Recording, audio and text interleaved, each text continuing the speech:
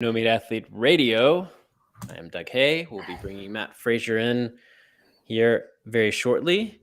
If you're joining us from Instagram, be sure to head over to the YouTube channel, or youtube.com/NoMeatAthlete. That is where the real action happens. That's where the community gets engaged, and we have a lot of fun over on the YouTube channel. So that's youtube.com/NoMeatAthlete. But this is a No Meat Athlete Radio episode, not a plant-based morning show episode, and we're going to be talking about all kinds of fun stuff today in the realm of fitness. So I am adding Matt in now onto Instagram. Hey. All right. Sorry, my videos. Hang on, I'm typing a URL in here, Doug. Let me get this in. We switched roles today, so it's a little bit off. Zooming in on your forehead there. All right. Yeah. All right. So that's there. You can pin that URL. Hello, everyone. I think Doug mentioned you can go to youtube.com/NoMeatAthlete to get the real experience where, lots more commenting and things go on over there, and better audio, video, everything just better on YouTube. So go to that. That's right. So Matt, welcome to another episode of No Meat Athlete Radio. How's it going? It's going pretty well. I mean, we've done now 2 of these in the past 3 weeks or something, right? Which is better than 0 in 3 months. So that's right. It's something. It's progress. That's right. That's progress. We also have a bunch of interviews and some really kind of fun ones. I'm going to tease some, not going to say any names, but some bigger names that to No Meat Athlete Radio will be coming up on the feed soon. But we have a couple episodes planned for you and me and a couple topics planned, which to be ahead of our topic schedule for No Meat Athlete Radio is pretty a big deal. It is. It speaks to maybe a growing interest by us in these topics again. Certainly by me. I've been reading a lot of books, which is actually what today's episode is about. And the secret, which is, not really secret, but just haven't really announced it yet, is that we're a new book is in the works in the very, very early stages from me and Matt Tolman. Can't really reveal details about it, but it's gotten me reading books about fitness and food again, and longevity in general.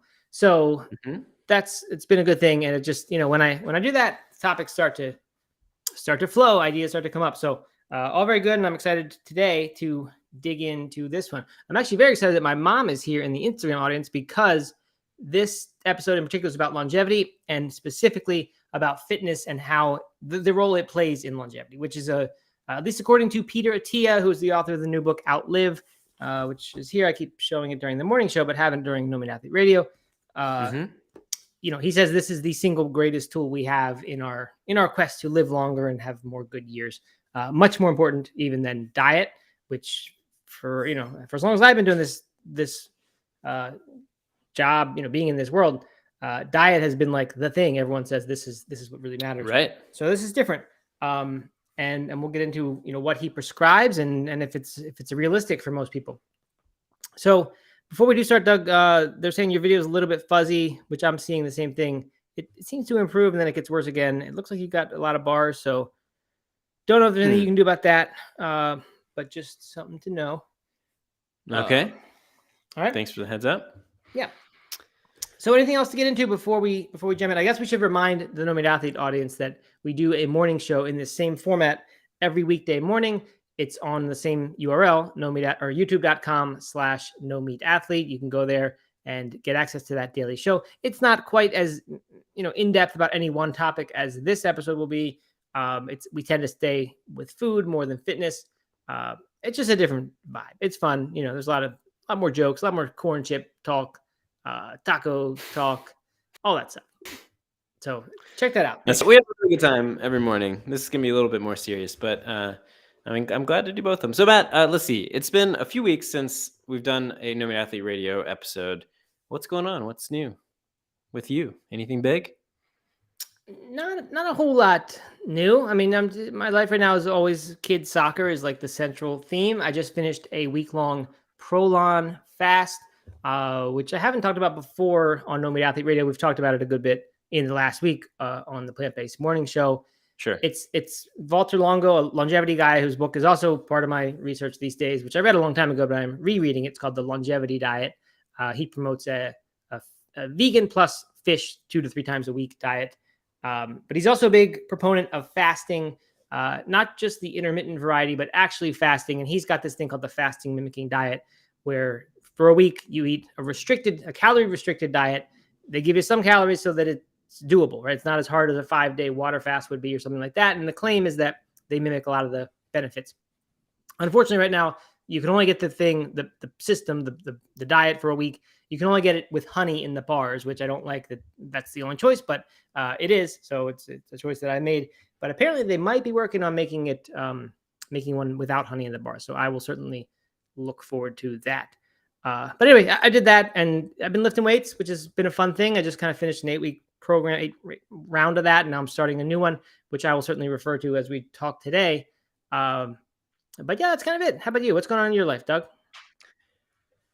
Well, a couple things, I guess. The big one that we've talked, I feel like for all of our live listeners, many of which are typically on the plant-based morning show, there's going to be some repeat topic here. So I apologize for that. But the big one for me has been I just wrapped up a 21-day dry challenge that we hosted with Compliment and partnership with Clean Food Dirty Girl. And that was the longest I've gone without alcohol since the month before my first marathon in 2009, I believe. Long time. And so it's been a long time since I've gone that long without alcohol, and it's been remarkably easy. Honestly, it was a few challenging moments during the first week. It's kind of breaking some habits and kind of getting to get, I don't know, mentally prepared to hang out with friends at bars and things without including alcohol. But other than that, it has been remarkably easy, and it's something that has not only made me want to drink less in general, but also kind of do other things. It's like kickstarted a drive to explore some of my other habits, which we've talked a lot about in the past, is how, like, if you kind of knock one domino over, a lot of them will follow. And I think that is so cool, not just about challenges, but just, if you start running more, you want to start eating better. If you start eating better, then you want to be more active, you want to do more things, and and so forth and so on. So I think that, like, that's just that's, if you can take that first step in doing some sort of new challenge or some sort of new health habit, then oftentimes several others will follow. Yeah, totally agree. Rarely is some kind of commitment like that a really bad idea, or one that you end up regretting. I guess every now and then it might happen, but for the most part, usually a good idea to try new things. We've for however long we've done No Meat Athlete Radio, it might be 13 years now. We've talked about challenges and how good they are compared to just kind of staying status quo, not exploring, not learning, not experimenting. So no surprise there to longtime listeners that we like that kind of thing. And actually, what we will talk about in one of these upcoming No Meat Athlete Radio episodes will be an in-depth thing on the Prolon fast. And perhaps we'll do something for your 21-day dry challenge, or maybe we'll combine those into the same episode. But we'll see. We'll talk more about those things in greater depth in the future. But anyway, for today's episode, as I said, we're going to get into this Peter Attia book, Outlive, specifically his fitness prescriptions and what he says you should be doing. Overview of the book. I mean, I don't know if people know Peter Attia. He's the host of the Drive podcast. He's a medical doctor. He's got a background in, besides his MD practice now. He went to med school, but then he took a little break and went, I think, out to California and did like financial risk management type stuff. So I actually really a lot of his approach appeals to me because of this sort of quantitative nature, the way he looks at stuff, the risk management aspect. That's, my background is math as well. So I like a lot of the way he thinks and the way he assesses a lot of the data that people just, take on the surface and assume that it must be meaningful and important. And then if you look closer, it turns out a lot of things don't really say quite as much as you think they would say. And he's not a vegan. He has a lot of, he's kind of like diet agnostic. He used to be keto. He's not anymore. Okay. Actually, the nutrition section of the book, honestly, is like kind of the most disappointing part for me, because he wouldn't really give much advice. I mean, basically it was, make sure you get enough protein, and you need about 3 times more than the government guidelines tell us you need. 3 times more. 3 times more. Yeah, he says study after study just shows that that there are benefits to getting that amount of protein. And specifically, the main reason, I mean, he doesn't say this exactly, I don't think, but maybe he does, and I just missed it. It's because he wants you to have muscle mass. Muscle mass is one of the most important factors as you age to preventing accidents, which is a leading cause of death as you get older and older. So having that muscle mass is really important. And we'll get into some of the studies he talks about as to why it is so important. But that's one of the great benefits of eating lots of protein, in his opinion. It's different from what you hear in the plant-based world. And actually, that's why it was such an enlightening thing to read a book like this by someone who's not really in our camp. Right. Not the easiest, thing to get yourself to do, but it's worth it if you can. So anyway, he doesn't give that much in the way of nutrition advice. The protein's the big one. He talks more about some other things, getting enough of certain fats and things, but doesn't ever say like, vegetables are good, or even like whole foods are good versus like if you didn't have a lot of experience thinking about nutrition and what to eat, and you picked up this book as your longevity manual, I'd feel like you come away with it still having really no clue what to eat. Like it'd be very easy to keep eating like this diet that you thought was sort of healthy, but involves a lot of processed food, and you just still keep eating it thinking it's healthy. Just with more protein. Yeah, right. And I guess the message that would maybe enable one to do something like that, and maybe it's okay, I don't know. He basically thinks it's because of what I said. Like he doesn't put as much stock in a lot of these studies as people do. Like even we talked about on the morning show the red meat being a carcinogen, red meat being linked to colorectal cancer. Like he doesn't even quite believe that. And it's not that all his skepticism is pointed at these, pro-vegan topics. It kind of sounds like I'm saying that maybe. But he's really just sort of skeptical a lot about a lot of nutrition science results, because there are difficulties in nutrition science. No matter how you try to approach it, it's just a difficult thing to study well, because mostly you can't do really long-term studies with people and force them to eat exactly these certain foods. It's just not that easy to do.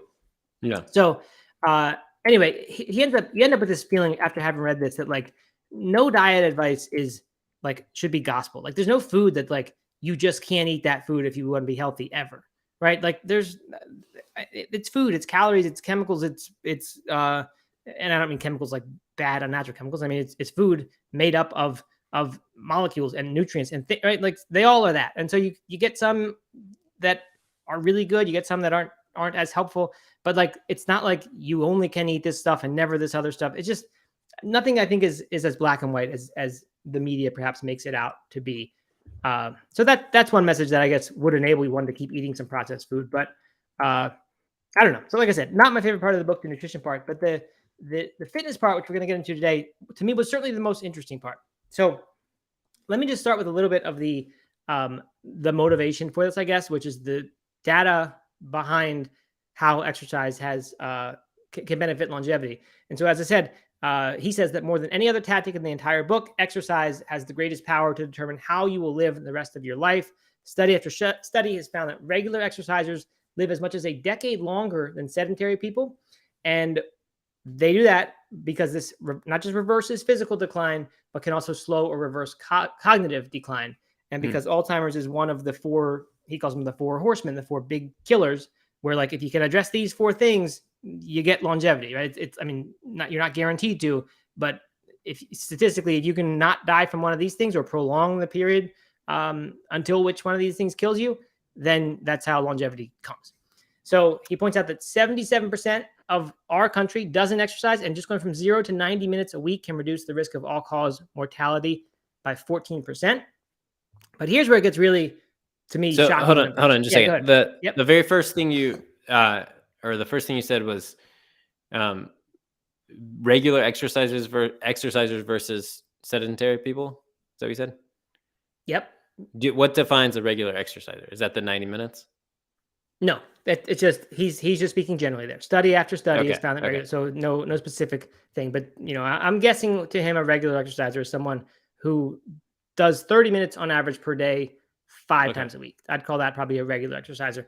You'll see that what he wants you to do is much more than that. So VO2 max, he talks about VO2 max. You don't hear about that too much when we talk about longevity exercise, right? Like we're used to hearing about blue zones and like do some gardening or walk on hilly terrain, like incorporate exercise into your life. It sounds easy and joyful and like almost no effort. If you can just build it into the hobbies you like. That's not really how you increase your VO2 max, right? That's not the way what most of us think of when we think increase VO2 max. But he says VO2 max may be the single most powerful marker for longevity, and there are several big studies that would back this up. But one in 2018 in the Journal of the American Medical Association, of 120,000 people, they found across the board that there was this association. The better your VO2 max, the less likely you were to die of anything during whatever period you looked at. And so, for reference, he points out that smokers, they have a 40% greater risk of all-cause mortality. Right? So you look at a smoker. I don't know if this is any point in their life, but in general, they have 40% chance of dying at any time than someone else does, from all different causes, not just lung cancer, but certainly that's a big contributor to that stat. This particular study, this big study, found that if you're in the just below average quartile, meaning you're in the 25 to 50 percentile range of your VO2 max relative to other people at your age, then you have double the risk of dying compared to someone who's in that top quartile. So someone who's in the top quarter compared to someone who's just below average, you've got a double the risk of dying. If you're in the bottom quartile, bottom 25% compared to someone in the top, during any given period that you're looked at, you're 4 times more likely to die. So that's a huge thing. And it's VO2 max, which just doesn't seem like we need that kind of fitness very often, right? You don't need that top end stuff. Right. It's just, but what that's a marker for all kinds of other health, right? Because you're not going to have VO2 max if you have metabolic disease, right? You're just not going to have a good ability to do these things. So, what does that mean? 4 times more likely to die. You increase your all-cause mortality by 4. Is that? Yeah, that's exactly it. Okay. There, your chance of not surviving the period when you are being observed is 4 times higher. Oh, okay. The period. Okay. I gotcha. Yeah, and they give another example of very much like that. Let's see. Well, I'll get to there in just a minute when we get to muscle mass. Okay. But so that's the VO2 max number. And as I said before, muscle also is correlated with the same thing. In a 10-year study of 45,000 people, they found that the low muscle mass group, which I don't know exactly what that means because he didn't go into that detail, they were at 40 to 50% greater risk than the controls, which is probably just people who are of normal muscle mass. So if you have, if you're considered low muscle mass, whatever that means, it has a significant impact. And it's not just mass, but also strength. Low strength in general is being shown to have a 2 times risk of death from all causes. And of course, even though that's all causes, like if having low strength when you're older, let's say 20 times or 20x multiplies your risk of dying from a fall, which I'm just making that number up, right? That could contribute so heavily that it could lead to a 2x risk of death across all factors, right? You know what I mean? Sure, it doesn't mean that automatically every single factor is going to be every single possible disease you have double the risk for. It just means your chances of dying 2x's. Got it. So he mentions that it may be even more important than cardio because if you were in the bottom half of a cardio group, right, in the bottom half of just the below average group of cardio, you have a 48%. No, even if you're in the bottom half of that, you have a 48% lower risk of death if you're in the top third of strength versus the bottom third. So muscle mass and strength can even make up for not being a good cardiovascular state, these are just not the message that most of us get, right? It seems like muscle going into old age would be worthless, right? Why do you want all that extra muscle to support and have to walk around with and support with calories? So very much not something I have heard before. And the final one I've got here is that he said seniors with the least muscle mass are at the greatest risk of dying from all causes. And there's this Chilean study. They had 1,000 men, 400 women. And after 12 years that they were looked at, 50% of those in the lowest quartile of muscle mass were dead. Only 20% in the highest quartile were dead. So, and this is elderly people. So it's just very, very different from what I'm used to hearing. And hence the emphasis on protein, if you believe that protein is associated with muscle mass. And, I don't know if I am sure of that, but certainly you don't want to have too little protein if you're trying to put on muscle mass. So, like I said, it's not about how you should eat. This really is about how you should train. And so, we good there, or should we? You want to talk anymore about that stuff before we get into specifically what he says you should be doing? I think I'm good there. It is so in such contrast of I think what I've kind of been talking about, what you've been talking about, what most people, every article that I've ever read about fitness as you age is kind of this more functional fitness and mobility and there is some strength and balance and stuff like that, of course, as well. But you're not talking about people doing hard workouts as they're getting older, and certainly not focused on your VO2 max. So like, where do you think the disconnect is from everything else we've ever heard and this? Like, how do you think we got to that point? Yeah, that's a great question. I don't know. I mean, you always have to be skeptical of what makes it to the media, right? When people don't want to hear something, it's usually not going to be a very popular news story. So the idea that you have to do what it takes to maintain muscle mass as you get older, I don't know. I guess people don't want to hear that. They'd rather hear that walking 30 minutes a couple times a week is what you need to do. So I don't know. Again, like, this is just one guy. This isn't like this is consensus across the board. He also, I started to kind of pick up on this as the book goes. Like, he says many times he's been lifting weights since he was a kid, since he was like 12 years old or something. He's into endurance sports. He's into race car driving, which I think is, considered a sport. One of his fitness goals is to be able to keep driving this race car when he's older. So like, he's got a built-in bias here, right? And he probably would admit that like it's there, and he probably needs to try to fight it. But I wonder that about a lot of stuff. I wonder if the thing about red meat and the protein, like, is that also built-in bias, right? Is it as much as he tries to be unbiased, it's hard. It's hard to not favor the stuff that would support what you say. And there's a few spots in the book where I just wonder, like, why he didn't bring up this other study that also supports this thing that he kind of says there's not enough evidence for. So who really knows? But I don't know. For me, it's hard to look past some of these facts, and some of these I didn't mention all the studies. Some of them are supported by others that show very similar things. So I don't know. It's something not to ignore for sure. By the way, Anne-Marie, who's here live, points out that he was on Rich Roll recently, and it was a good episode, number 743. I'm pretty sure he was on Rich Roll before that as well, maybe more than once. But anyway, I listened to only a part of that, and then I went and bought the book and didn't ever finish the episode. But yeah, you can go check that out if you want to hear some more of Peter Attia on Rich Roll. So anyway, he throughout the book, he's kind of talking about like being very proactive in your approach to living longer. It's not about just being lazy, or sorry, being kind of like being okay. Because as I've said on the morning show a few times now, it's easy to forget that like there's going to be just this pull of gravity, basically, that as you get older, it just starts pulling your fitness down. There's you start losing muscle mass. I think at something like 13%. No, VO2 max starts dropping 13 or 10% per decade as you age.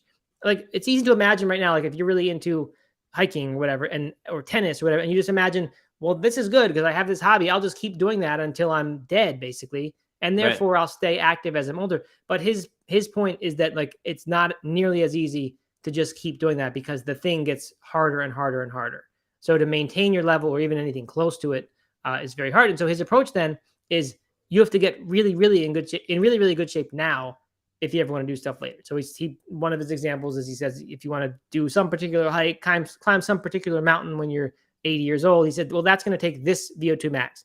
And if you realize that you drop 13% per decade from now until then, figure out how many decades you have and how good do you need to be now? And that's why he's telling people, get yourself into the top 2.5% of people in terms of VO2 max now, and try to maintain that for as long as you can and stay in that group. And then when you're 80, you'll be able to do stuff that a lot of average 50-year-olds can do. So top 2.5%. I mean, like, how is your average Joe supposed to get to the top 2.5%? Well, maybe by trying it all, because you look at the state of people and you got to figure that 60% aren't even in the competition, right? They're just, and I don't mean a real competition, but I mean, you do anything and you beat that more than half of the people. So now that 2.5% is more like 10% of the people who are actually doing something.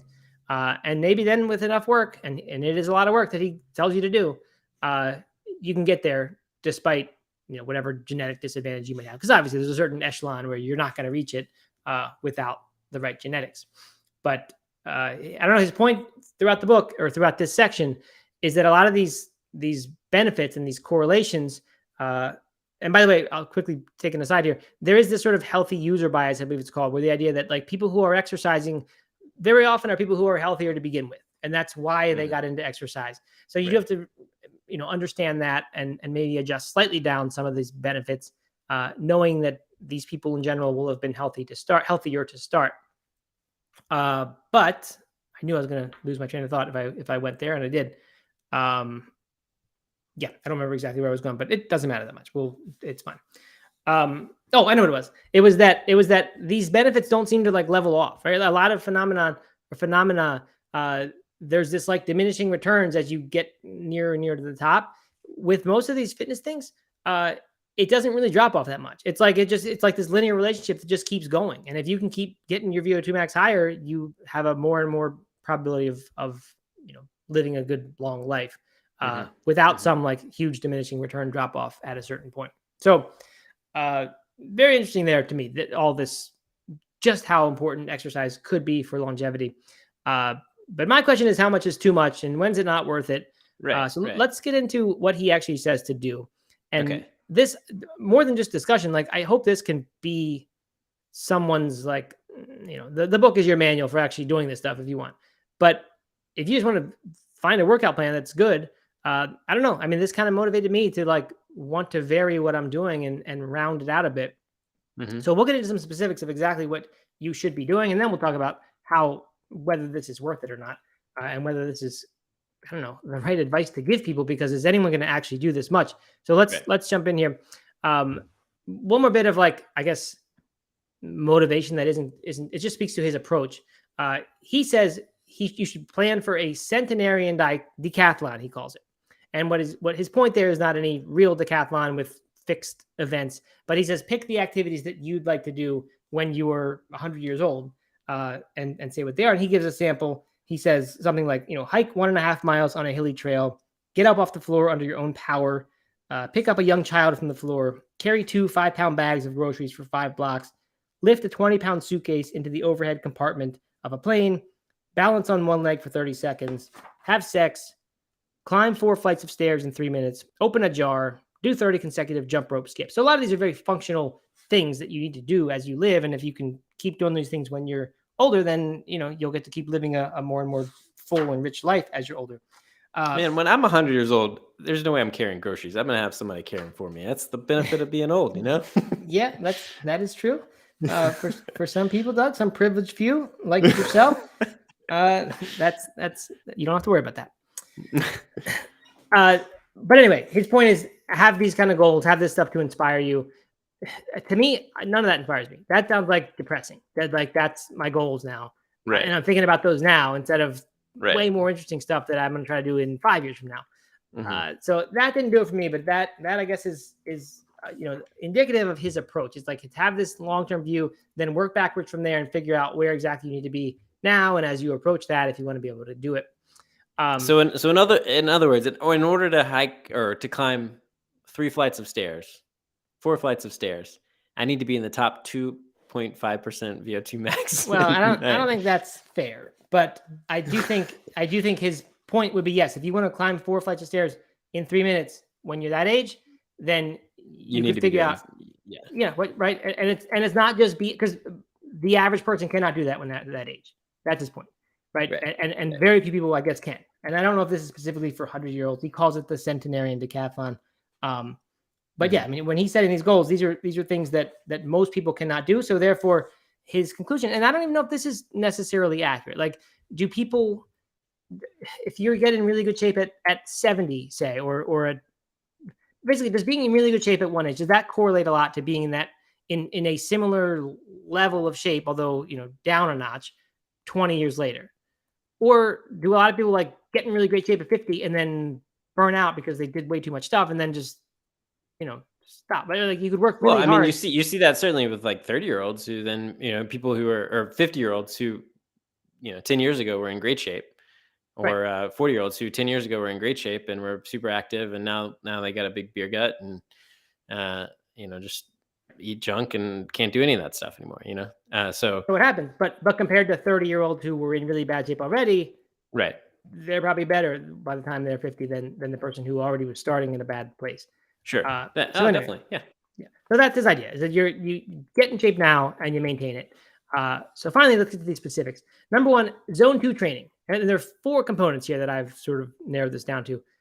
Zone 2 training. Most of us are not a stranger to zone 2 training. It's easy running when you go out and run at a conversational pace. Heart rate, he says, between 70 and 85% of your max. 85 seems a little high here to me, but he's mostly talking about your lactic acid threshold, and you can measure that. He measures all kinds of stuff in his life, and he says it's going to end up being in this 70 to 85 zone. So you need whatever method you like for figuring out what your zone 2 actually is. He says that someone brand new to this will benefit from 2 30-minute sessions per week, but if for most people, once you've gotten going, you're going to need 3 hours per week of this. 4 sessions of 45 minutes. And he personally does 4 times 1 hour on the stationary bike. So this much is okay, right? Like we can imagine ourselves doing this. Most of us have done this for some period, maybe do it now. It's still a lot. 4 45-minute sessions. This is boring running. This isn't your fun kind of running when you're moving at a pace that feels like you're doing something. So you pass the time with podcasts or meditating or whatever. But that's something we can do.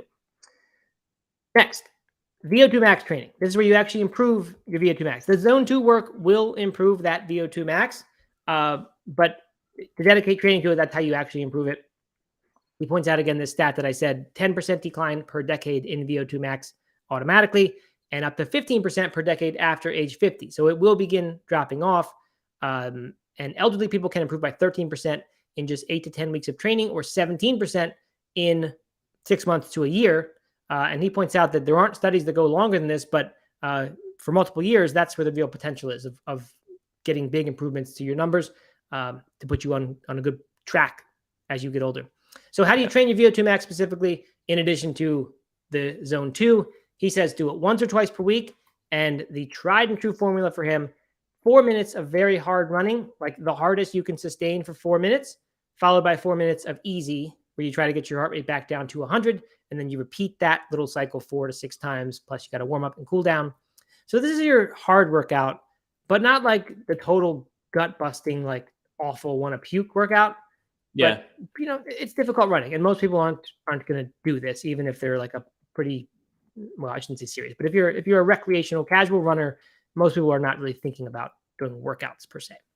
And this is, he recommends running, not some other activity. It's cycling, whatever is fine too. I think he's more a cyclist than a runner. I'm sure he likes the impact of running. Most people probably don't like the impact, but the impact on your bones is a good thing as long as you're doing it in correct form. Right. Okay. All right. So now we've got what to me seems like a pretty full training plan, right? Like, yeah. And this is on top of, so, all right. So if we're doing just those 2 things, let's just recap so we can tally everything up here. Yep. We got 4 times 45 minutes of zone 2 training. So that's 4 days a week. You're doing zone 2 training, 3 hours total per week. Then you also have 1 to 2 VO2 max training. And so if you're doing 4 by 4, that's like 45 minutes, 40 minutes of zone 2 training, you right? get the rest in there as well, right? So you have 8 minutes times either 4 or 6, plus you got to warm up, cool down, and that's an hour-long workout. An hour-long workout. Okay, so we're talking about 4 hours right now and 5 to 6 days, unless you're doubling. And that's only if you did one. Can right? you do 2 days or not? Yeah, well, you have to eventually. You'll hear. So we're actually more than that, right? He says 3 hours is the minimum for the zone 2. Okay. So you can certainly do more. And then this VO2 max workout is once or twice per week. So now we're looking at between 4 and 6 hours, basically, is probably the reason amount. So this is getting to be a decent amount of time out there running. Then, of course, you got strength training. You can't overlook that. Muscle mass, strength, bone mineral density, also important. And the way to get that is to be under a load. And that's a good thing for the most part for your muscles. He says get enough protein and calories, of course, to support this muscle growth. He doesn't really give specific like workouts to do, so I don't have a way of saying how much this has to be. He mentions carrying things, not just doing like weight workouts, but actually carrying. He's a big fan of rucking, where you go out in the woods with a backpack on and it's loaded with weight and stuff. I mean, I can't imagine ever rucking in my life, even one time. I'm never going to do that activity. I will tell you that right now. I'm all for the weighted kettlebell carry. What about a rucking and kayaking or paddleboarding duathlon? Oh, good. Yeah, that'd be perfect. Then can I camp at night and not take a Yeah, shower? I was actually that's what I was hoping. I was going to invite you to do that with me this weekend. I mean, the only thing I mean, as great as being outdoors sounds in the woods with nothing to do, doing it with 40 pounds on my back or whatever just sounds amazing to also have to carry that load around the entire time. So I'm not going to be doing any rucking. I can do carrying. I do sometimes kettlebell carries. He gives you some standard for like be able to hold something for a minute. I think it's half your body weight in each hand for a minute, which is pretty hard. It takes a lot of grip strength to do that. Yeah. And grip strength is one of these big stand-ins really for strength, a proxy for strength that a lot of times they will just measure grip strength to sort of get a sense of somebody's overall strength. But it turns out even beyond being a proxy for strength, grip strength in particular is associated with longer life because it helps you avoid a lot of bad situations, basically, right? Where you have to hold on to something, grab something quickly, do tasks. So grip strength particularly is something to train, not necessarily on its own, but do exercises like a deadlift where your grip becomes a limiting factor sometimes. Or like a dead hang on a bar for as long as you can. That's another way to train your grip. So he's got all this stuff. He says concentric and eccentric movements, which is meaning the raising and the lowering of the weight. Make sure you focus on both of those things. Pulling, meaning vertical pulls like pull-ups, horizontal pulls like rows. That's very important. He doesn't specifically mention pushing, so I'm guessing that pulling itself is in his eyes much more important for longevity. That being able to do that movement, perhaps to get yourself out of difficult situations, get yourself up when you've fallen, maybe. Although you do need kind of a push movement to get yourself up. But and then finally the hip hinge, which is the deadlift is the classic hip hinge movement. A kettlebell swing would also hit it. Squats does some hip hinging as well. So these are the big movements he talks about doing. He doesn't give a workout or how long to work out or anything like that. But you have to imagine to hit all this stuff is another 45-minute sessions per week, probably, Doug. I don't know. I mean, something like that. It's almost like whatever he wants you to hit every single one of those 4 times a week. No, no, he doesn't say. I'm just saying if you're supposed to do all these things to build a program that has all that, I mean, right? Unless you're just hitting everything once a week, which is maybe sustainable, but I have a feeling that's not the idea. So I wish he did tell us how often to do those things. So that's strength training. And then finally, stability, which is kind of more what we think about is how should you exercise as you get older. Right. This is breath, mobility, form. It's basically making yourself so that you are anti-fragile to injury, so that you can not get injured. Because the injury, once you reach a certain age, very soon, it can be the big thing that causes the decline, and then that's it. Right? You break a hip or something, it's hard to bounce back from that, and the death rates in the following months are not good at all. So he says he spends an hour twice a week on like stability, mobility, whatever stuff, and then 10 to 15 minutes all the other days. So, and that's just him. He doesn't say to do that, but that's okay. He's giving his example. So that would be what, like yoga. That would be some like I don't even know, some just mobility, stretching type things. I think any of that fits in there. He wants you to be pretty deliberate and targeted and like spotting weak points, spotting injuries, and like being really conscious about the way you breathe, not just not breathing in a bad way, but one that is proper. He talks about being barefoot and feeling all 4 corners of each foot on the ground. So like it's all that kind of stuff. And honestly, that section of the book also is a little weak to me. It's not supported by very much in the way of science or anything. It's just kind of someone he knows who he works with, and he talks about her methods. So I'm not convinced too much about that stuff, but certainly because that's such common advice for fitness as you age, you do have to imagine that that's very important. And especially if you're doing all this other stuff, making sure you're doing it in a way that's not going to injure you is super important. So he sets up his phone every single time he works out and films his squat and looks at the videos in between sets to make sure he's kind of doing stuff right. I think this dude just has a workout addiction and is trying to justify it by. Well, the last section of the book actually is an interesting one. It's about emotional health, and he talks all about, like, very candidly about how he had to check into this place during COVID for like a 2-week period or something, and then later go back for like a month somewhere else to handle this like perfectionism, obsession, over stuff and being unhappy basically in the rest of his life. So he does acknowledge that like he has an obsession with this stuff. And he got to the point where he was I think his therapist said, like, you have this obsession with living longer, but you're miserable while you're doing it. So like, why do you even want to live longer if you're not happy? So certainly he acknowledges that's the problem. Like I said, I do wonder, like, this stuff just seems like, I don't know. I mean, if you're really into sports and you're really into fitness, it is possible you'd fill your week with this kind of activity. If you're just like a fitness nut, but it's hard to imagine doing this for 40 or 50 years. I mean, it's just definitely.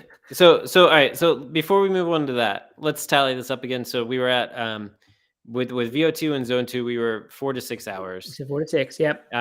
Let's say you're super efficient with your strength training. Since he's not very specific about it, let's say you're pretty efficient and do 30 minutes 4 times a week or 3 times a week. You think we can do it 3 times a week? Yeah, do it 4, so it's 2 hours. So 2 more hours. Okay, 2 hours. So now we're up to 6 to 8 hours plus 2 hours of stability work. So that's 8 to 10 hours plus so 15 minutes a day. Yeah. So that's another hour. So we're talking 9 to 11 hours of training. Yeah. Per week. Yeah. And so, I mean, it doesn't sound like that much when we put it. Right. I know that actually doesn't sound as bad. Yeah. No. And so that's an hour to an hour and a half a day, or an hour and 15 hour and a half a day. Only really the zone 2, I guess the stability might be kind of easy, or the other stuff's not easy. That's the thing. The VO2 max, that's a pretty tough hour. And the strength training is never easy. So like today I was doing my workouts and it's a fitness program. I've enjoyed it. It's strength training only. I reached the end of 8 weeks and I just like increased the weights, and I'm kind of excited to like do a little more, compress the rest periods, make this a really good 8-week session. But then I was thinking, I was like, I can't add anything else onto this. Like, I'm not going to, like, if I have an off day, I'm not going to go do VO2 max training during that. Like I just need that day to not do that. Right. And maybe that's a weakness on my part, and I could get past that and maybe not need that. Right. But it's like, I was thinking about this. Most times in my life when I've been doing fitness, I've been doing one of these things, maybe 2. And I'd say that's, and when I'm doing that, I feel pretty good. Like, I feel like this weight thing is like a bright spot in my life right now for how good my workouts are. So it's hard to imagine. And this is the hard part for me. What makes this sustainable for me, and we've talked about this issue plenty of times. What makes something like that sustainable is when you are actually focused on it and you're growing in that area and you think about it a lot because it's a focus. And that's how I am with the weight training right now. You're that way with ultra running when you are training for a certain race, maybe even when not. But you want to sort of expand what you can do in that particular area, and you want to go deeper into it. And so that's exactly the roadblock I came to today. I was like wanting to expand this lifting. At the same time, I read this book over the past couple of weeks, and I thought, I also want to get all this other stuff going. And it's like, I can't do all those things. I need to either like mail it in with all these things, or I need to pick one and like actually care about it and enjoy it. So I don't know what to do. I honestly don't. I don't know how to get it all done. Yeah. I mean, yeah, totally. I mean, you think about, so like, let's say you're going back to training for Boston. You're training for an intense marathon. You're a marathon PR. You're doing a 16-week program that is your ideal training program, right? You're going to have 3 to 4 zone 2 runs per week on the calendar, probably. You're going to have 1 to 2 VO2 max training efforts or something similar, some sort of that would be part track of workout training, right? So that would be, we're kind of in line here. There'd be a little bit of strength training in there, probably not 4 times a week, but no rucking, probably not going rucking. You're not going rucking, but you might be doing some intentional strength training, and it might be a lot of body weight or something like that. And then on your off day, you might be doing a little bit of mobility work. So you're probably touching on all those things, but no one, at least unless you're elite marathoner, right? I mean, most of the time you're not doing those intense training cycles repeatedly forever for like the rest of your life, right? You're going through 1, maybe 2 a year, if that's your thing. and then those are like your ramp up periods, and it's not designed necessarily to be sustainable forever, right? Yeah, that's the thing, right? Like I did that for 6 months, and that's all I ever did that for. And I didn't do it that well, right? Like I wasn't very consistent with the stability work or mobility work, and I certainly wasn't that consistent with the strength training. So I did 2 of those things intensely for 6 months, and that's to me is like maybe the hardest I'll ever work as far as athletic training. It was a peak as far as intensity. So I don't know, and that I guess that gets to my bigger point. Like you and I by no means are elite athletes, but we've still done more than I would say 95% of people to be, I think, on a pretty safe side as far as how many races, how far you've run, how much percentage of your adult life you've dedicated to fitness in terms of hours, right? Like we're not crazy fitness nuts, but like it's still our life. I mean, or a big part of our life. So what about someone who is, average or much worse, way out of shape, just doesn't even know how to approach exercise? Like, what do you tell them? I guess like anything's better than nothing, or the 90 minutes thing is how you get started. But it's just like, I don't know if giving this much advice is doing any better than telling someone, and this is what doctors do, MDs, right? They tell exactly what they believe is the truth. And he believes, and he believes this is the truth. This is the ideal. And it's up to the patient to comply with it, rather than adjusting it down and saying, hey, do this because this is what you can probably get done and you'll probably sustain. So I'm not faulting him. I understand why he's doing it, but and he's not trying to write the book that's saying here's going to get the most people in shape as possible. It's what can you do that's the best. But man, I just don't know how to even approach this. And like I said, I'm someone who is fairly comfortable with fitness stuff, and to imagine doing this or telling my mom, this is what you have to start doing. Like, I don't know. It's just I don't even know how to begin that. Yeah. Right. I think you should do a 30 days of this workout and see how it feels. I mean, like we said, it's not that long, but here's the thing. If you can have something like a day off, which I hope you can, let's say you build one day off, then whatever our hours, what do we say, 11 to 14? Now we're talking about 2 hours per day, at least. And that's a lot. Yeah, I've never worked out 2 hours a day on average for more than a couple of weeks, I'm sure. Oh yeah, neither have I. Yeah. Now, as we were talking here, I thought maybe you could do what is honestly what I have done a lot more than this, which is alternate between these things. You can get really into zone 2 training for a couple months, and then do some speed workouts for a while. And I've done that. I've gone back and forth between those things. Get into strength training for a year, come back into the other one. So I mean, this is certainly a good thing, right? You don't lose everything when you switch gears like that. But you also don't make steady progress towards any of them. And I think he kind of wants you having steady progress towards all these things. So all right, a couple of logistics questions that you may or may not have the answer to. Is there a path to like build up to this? I mean, do you start at 30 minutes a day of all these things, or is it no? Not really? And I'm sure he would have liked to provide that, but the book's already 410 pages long, so it's like, I mean, it's just you just can't.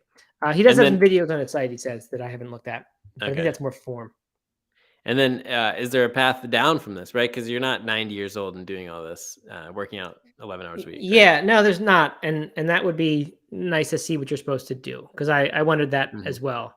Like yes, there's this 15% decline in VO2 max as you get older, but that's probably for someone who's not doing VO2 max training. So can you expect that number to just stay where it is as you get older? Like, is the point to prevent it from dropping at all? And if so, do you have to just keep this up the whole time? I think he is probably saying this is across ages. Like, you're just supposed to keep doing this, right? And it's going to change. The amount of work you get done in a VO2 max workout is going to change between age 50 and age 80. Right. But you could still be going for 4 minutes as hard as you're able to get, to handle it for that time. So I don't know. It's certainly a nice picture to imagine being able to do this stuff when you're 80, right? And I don't doubt that if you could sustain this and avoid burnout, which is a huge, huge thing, that you'd be in great shape as an older person, right? Yeah, of course. Yeah. You can imagine that this would hold off a whole lot of illnesses, a whole lot of the falls and things that cause things, as long as you don't get injured in the process, which is why he's got the stability section in there. As Kate points out over on YouTube, the path down is when you're out rucking, trip over a root and break your hip. Right. Yeah, right. But I guess his kind of argument there would be is if you're not in shape for this stuff, then then you can't go rucking. And if you do try, that's when you're going to break a hip. And if you actually have a bunch of experience doing whatever your thing is, whether it's cross country skiing or running or whatever, you're going to be good and hopefully not have those injuries. So yeah, I don't know. It'd be nice to hear what he says. Maybe he didn't intend for it to be interpreted the way we are. But I don't know. Maybe we should have him on for a follow-up.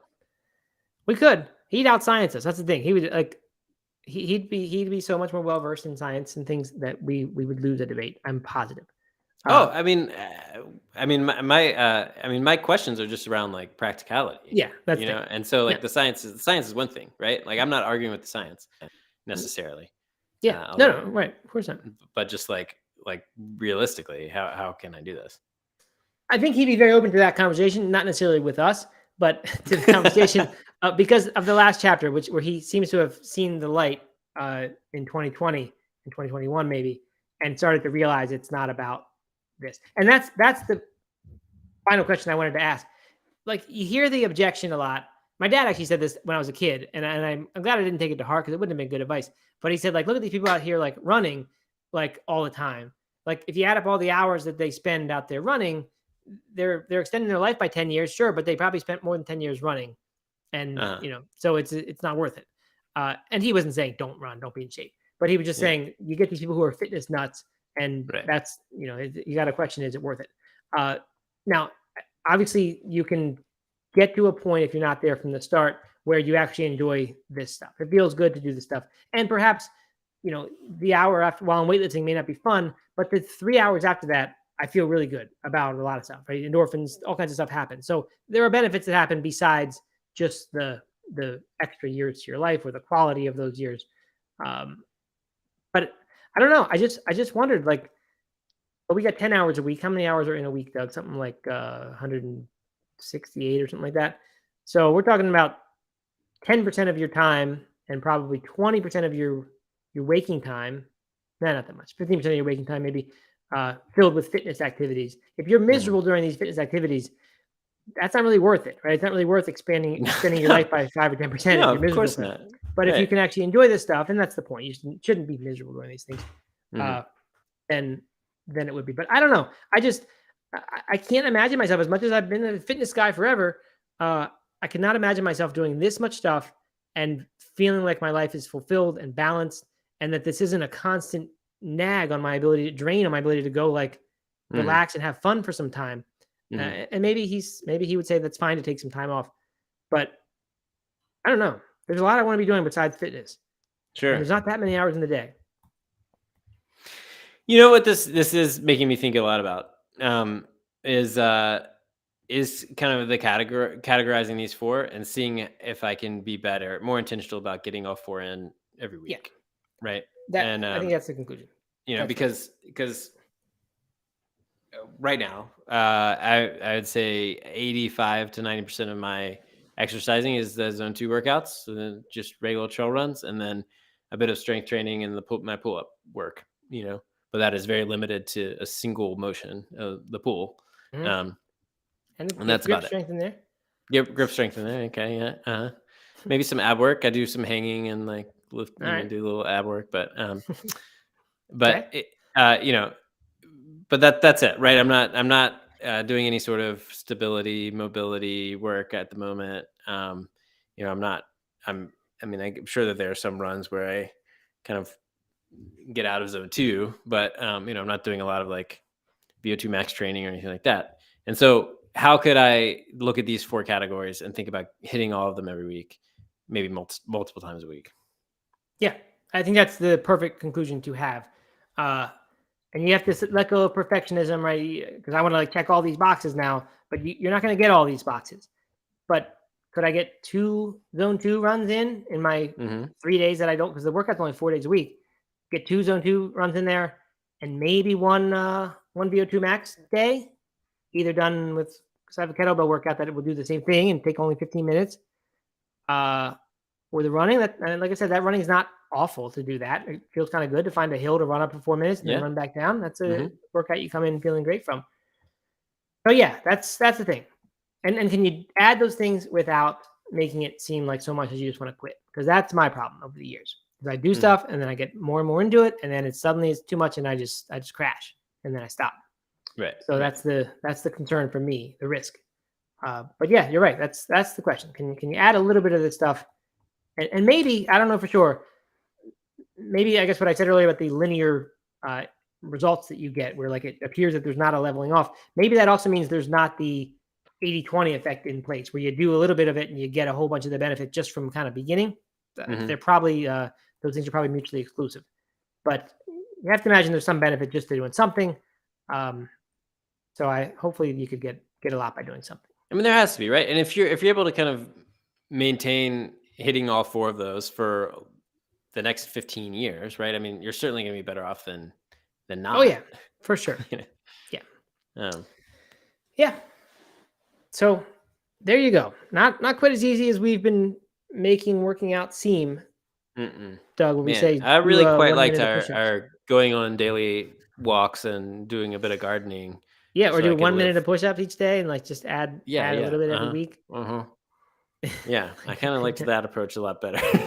Yeah. Sarah Slemp, I saw, points out that an asteroid is coming before we hit 100 years old. It's possible.